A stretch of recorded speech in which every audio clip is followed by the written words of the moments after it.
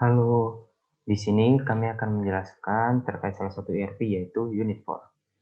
Nah, hal-hal yang akan kami bahas yaitu tentang sejarah, modul, terus tipe deployment, lalu kelebihan kekurangan dari Unit4, lalu review dan rekomendasi perusahaan yang perlu menggunakan Unit4. Yang pertama yang akan saya bahas yaitu tentang sejarahnya.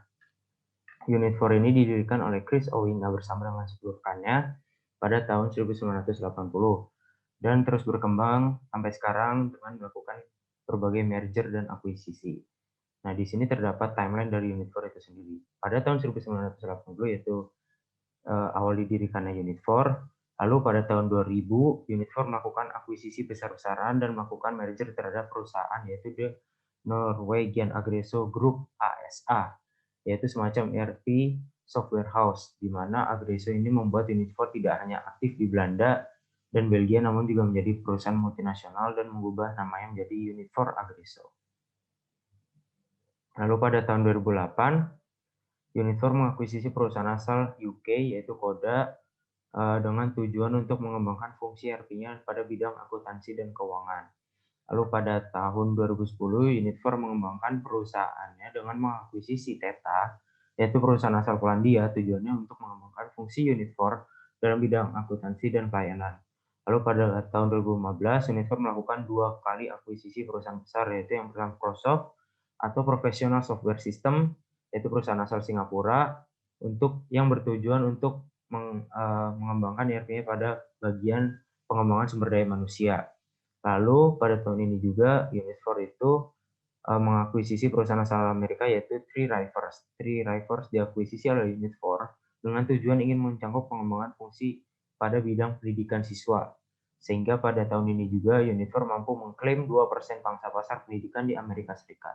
Lalu pada tahun 2016, Unit4 mengakuisisi perusahaan asal Jerman yaitu Prevro untuk mencakup fungsi pada CPM. CPM yaitu analisis perancangan alur proyek dengan menggunakan perkiraan waktu tetap untuk setiap kegiatannya. Selain CPM, untuk tujuan pengembangan yaitu bisnis intelijen. Lalu pada tahun 2017, Unit4 mengakuisisi perusahaan asal Belanda yaitu Assistance. Unit4 mengakuisisi Assistance untuk mengembangkan fungsi ERP-nya pada bagian layanan profesional. Lalu pada tahun 2019, Unit4 mengakuisisi perusahaan asal Belgia yaitu Intuo dengan tujuan untuk meningkatkan ERP-nya untuk menyediakan solusi pemberdayaan bakat.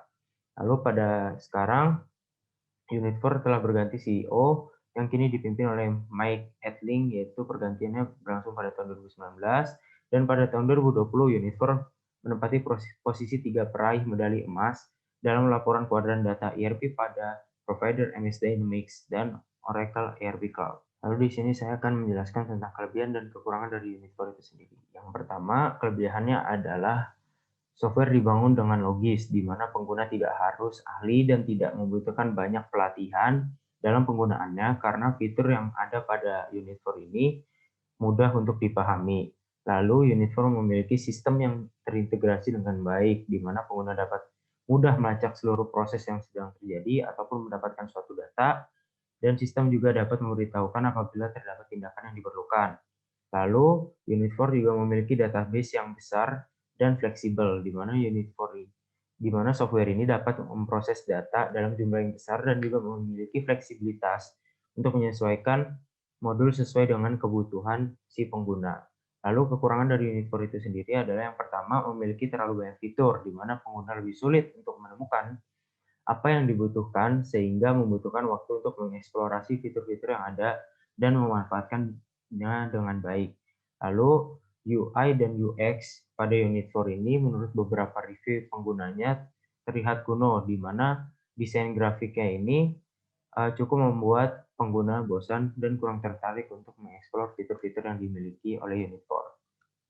Lalu kekurangan yang terakhir adalah memiliki banyak kekurangan pada sistemnya, yaitu pemrosesan data pada Unit4 ini kerap memakan waktu yang cukup lama. Lalu yang kedua, pengguna. Pengguna terkadang perlu melakukan pekerjaan lebih, padahal hal tersebut dapat diatasi langsung oleh sistem. Contohnya adalah pengguna perlu mengirimkan berkas berkali-kali, misal dari pihak gudang kepada supplier, lalu kepada procurement, lalu kepada accounting dan finance. secara manual, padahal hal tersebut dapat dilakukan langsung oleh sistem. Dan pada sistem dari Unit 4 ini juga memiliki banyak bug. Unit 4 memiliki beberapa modul yang mereka sediakan. Di antaranya yang pertama ada General Ledger. Pada modul ini terdapat fitur penanganan, pelaporan, dan perekaman pajak yang fleksibel dan komprehensif. Lalu modul ini juga mampu untuk menyusun semua catatan transaksi dari semua sistem dan mampu membantu merangkum berbagai keuangan departemen untuk tujuan manajemen dan laporan. Yang kedua ada akun payable. Pada modul ini terdapat beberapa fungsi, yaitu modul ini mendukung metode pembayaran yang bersifat multiple secara internasional. Dapat secara langsung melihat hutang dan tagihan kepada supplier dan menentukan bagaimana dan kapan pembayaran dilakukan, serta analisis informasi setiap transaksi. Yang ketiga, ada akun receivable. Pada modul ini terdapat fitur membantu dalam solusi memulihkan hutang sebelum menjadi kredit yang menumpuk, lalu database customer yang terstruktur sehingga dapat menyesuaikan dengan kebutuhan analisis marketing and sales, dan memberikan pemrosesan order to cash yang efisien dan fleksibel. Yang keempat ada cost accounting. Untuk cost accounting, customer dapat menggunakan log masa lalu untuk membandingkan alokasi waktu dari waktu ke waktu dan mengimpor data biaya dari berbagai sumber data operasional. Yang kelima ada cash management. Untuk cash management, terdapat laporan cash balance yang up to date dan dapat merencanakan biaya produksi berdasarkan permintaan dan prediksi. Yang keenam ada project accounting. Modul project accounting ini dapat merekam dan menelusuri kewajiban kontingensi setiap proyek dengan penanganan manajemen keuangan proyek dan program yang terintegrasi secara penuh. Yang ketujuh, ada fixed asset. Untuk fixed asset, customer akan mendapatkan laporan aset yang up to date, sistem manajemen dokumen seperti foto, kepemilikan, kesepakatan pembayaran yang terintegrasi, kemudahan dalam mengatur aset yang sifatnya besar dan kompleks, dan pelaporan dan kontrol atas kapitalisasi, pelepasan, dan depresiasi aset. Yang kedelapan ada financial reporting. Untuk modul financial reporting, customer akan mendapat laporan finansial secara real-time dan juga terdapat analyzer yang dapat membuat laporan kompleks menjadi simple.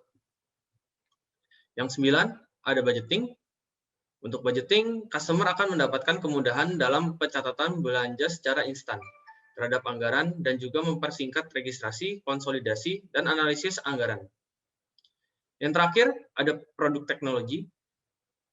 Pada modul produk teknologi, customer dapat menyimpan data menggunakan Data Encryption Standard atau DES, Cryptographic Algorithm, dan menggunakan Secure Electronic Payment Protocol atau SIPP. Nah, untuk tipe development, Unit 4 memilih SaaS sebagai tipe deployment yang mereka pakai. Unit 4 SaaS sendiri memiliki beberapa kelebihan, yaitu memiliki karakteristik layanan perangkat lunak yang sepenuhnya terstandarisasi dengan adanya konfigurasi khusus pelanggan, customization, interface, dan pelaporan. Karena ketersediaannya sangat terstandarisasi, waktu respon yang dimiliki sangat cepat. Sementara itu, terdapat beberapa kekurangan dari Unit 4 SaaS, yaitu tidak boleh adanya aplikasi pihak ketiga atau DLL yang terinstal pada komputer customer. Tidak ada akses langsung ke sumber daya lokal seperti file dan jaringan, dan ketika ada update atau fitur baru yang diminta customer, yang ada di luar service yang ditawarkan oleh Unit 4, maka customer tersebut akan dikenakan biaya tambahan. Untuk tipe service Unit 4 SaaS sendiri, terdapat dua tipe deployment, yaitu Unit 4 SaaS Shared dan Unit 4 SaaS Dedicated. Baik untuk tipe Shared maupun Dedicated, pada umumnya memiliki penawaran layanan yang sama. Hanya saja terdapat beberapa perbedaan. Di antaranya, untuk tipe Shared, sumber daya komputasi bisa digunakan oleh semua pelanggan, sedangkan untuk tipe Dedicated hanya diperuntukkan untuk satu customer tertentu. Selain itu, tipe Shared memiliki akses ke Unit 4 People's Platform Service, sedangkan untuk tipe Dedicated tidak memiliki. Terakhir, untuk tipe Shared, tidak ada biaya tambahan untuk memiliki seluruh enkripsi database, sedangkan untuk tipe Dedicated ada. Selanjutnya masuk ke bagian review. Jadi ada beberapa perusahaan yang menggunakan Unit4 sebagai ERP yang digunakan dalam sistem mereka. Yang pertama itu ada FH St. Polten.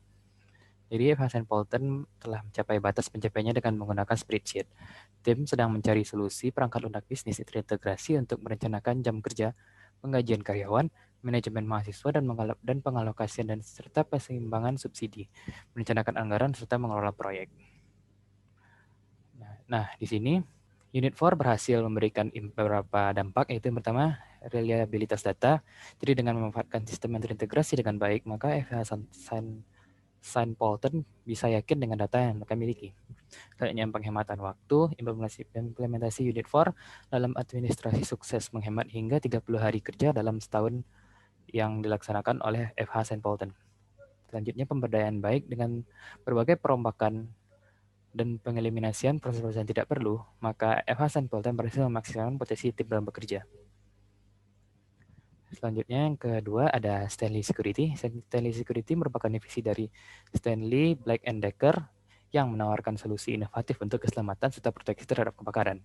Tumbuh besar di Swedia, perusahaan membutuhkan visibilitas yang lebih besar ke dalam operasi bisnisnya untuk membuat keputusan bisnis yang akurat serta cepat. Dampak yang diberikan oleh implementasi Unit4 yang pertama itu adalah peningkatan dalam decision making.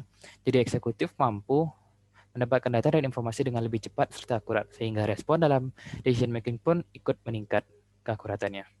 Selanjutnya ada peningkatan waktu pelayanan. Dengan lebih sedikitnya waktu yang dialokasikan dalam administrasi, sehingga tenaga manusia yang tersedia di dalam perusahaan dapat difokuskan kepada layanan terhadap customer. Selanjutnya ada efisiensi proyek yang meningkat. Jadi manajemen proyek yang tersentralisasi dan efisien hingga lebih sedikit sistem yang diperlukan untuk mengelola operasi dan pelaporan yang dalam proyeknya. Selanjutnya ada Southampton City Council. Dewan Kota Southampton adalah otoritas kesatuan untuk kota Southampton di pantai selatan Inggris yang terdiri atas 254.000 jiwa. Adopsi layanan digital modern akan sangat membantu dalam merampingkan sistem layanan mereka, meningkatkan kenyamanan interaksi dengan warga, serta memaksimalkan efisiensi pelayanan itu sendiri. Dengan pengimplementasian Unit4, Southampton City Council mendapatkan beberapa impact, diantaranya efisiensi dalam penerapan cloud dengan model cloud yang cepat serta adaptif, mendorong peningkatan dalam proses kolaborasi serta peningkatan fleksibilitas sistem yang tersedia. Selanjutnya ada SDM yang lebih efisien. Dengan pengelolaan SDM dan penggajian yang terintegrasi oleh sistem, maka 500 jam waktu kerja serta 80.000 euro dapat dihemat setiap tahunnya. Selanjutnya, Unit4 juga menyediakan sistem keuangan yang cerdas yang menciptakan rekaman keuangan yang tersusun secara rapi dan terintegrasi, serta transparan sehingga dapat dipantau dengan mudah oleh para stakeholder dari kota Southampton sendiri. Selanjutnya kita masuk ke karakteristik perusahaan sesuai dengan penggunaan Unit4. Yang pertama itu, Unit4 sangat cocok dengan perusahaan atau organisasi besar. Unit4 sendiri sangat cocok dengan perusahaan besar yang berskala global karena package-package yang tersedia mendukung fleksibilitas serta untuk memonitor banyak pekerjaan sekaligus. Yang kedua, ciri yang cocok menggunakan Unit4 adalah perusahaan atau organisasi non-manufacturing. Unit4 lebih fokus kepada manusia sebagai tokoh yang menjalankan sebuah proses dengan peningkatan forma manusia, namun tetap ramah terhadap manusia itu sendiri. Karena hal ini, Unit4 sangatlah cocok dengan perusahaan non-manufacturing, seperti lembaga pendidikan, seperti FH St. Polten tadi, layanan profesional, dicontohkan oleh Stanley Security, dan pemerintahan sipil oleh Southampton City Council. Serta juga sangat cocok untuk perusahaan non-profit yang umumnya tidak terlalu berfokus pada proses manufacturing.